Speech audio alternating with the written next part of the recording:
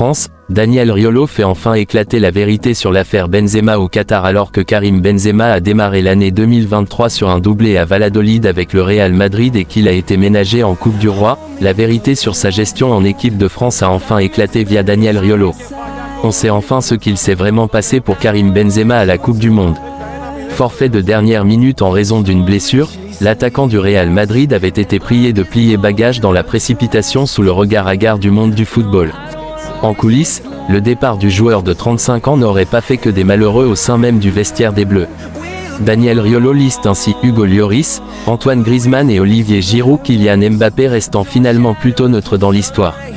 Le polémiste a fini d'expliquer les dessous de l'affaire Benzema hier soir sur RMC Sport en expliquant notamment que sa blessure avait été négligée et que sa position au sujet des polémiques extrasportives au Qatar avait également été à l'origine de tensions dans le groupe France.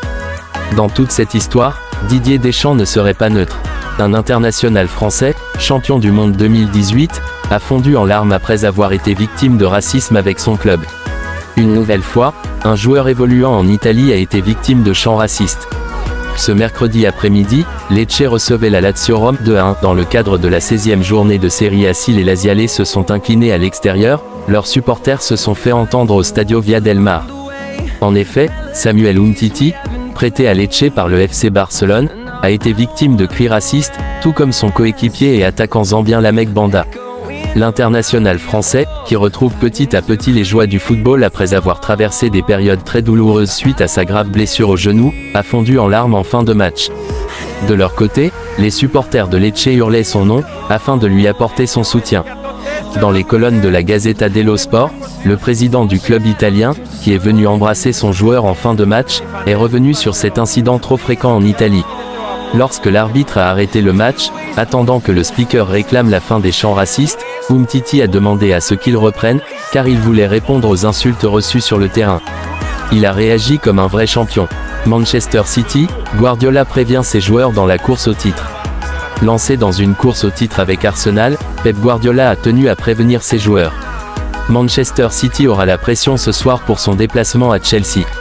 Malgré le nul d'Arsenal contre Newcastle mardi soir, les Citizens ne devront pas perdre sous peine de se retrouver à 8 points du leader. Pep Guardiola en est conscient, ses joueurs devront vite reprendre leur rythme habituel s'ils veulent conserver leur couronne.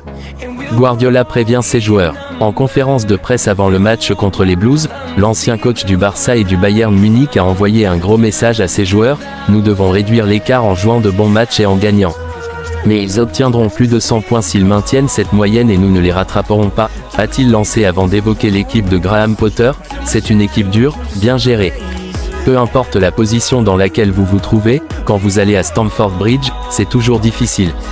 Pour rappel, City est actuellement 2e avec 36 points tandis que Chelsea est 10e avec 25 points. Merci d'avoir regardé la vidéo jusqu'à la fin, n'hésite pas de t'abonner à la chaîne. Et on se retrouve pour une prochaine vidéo.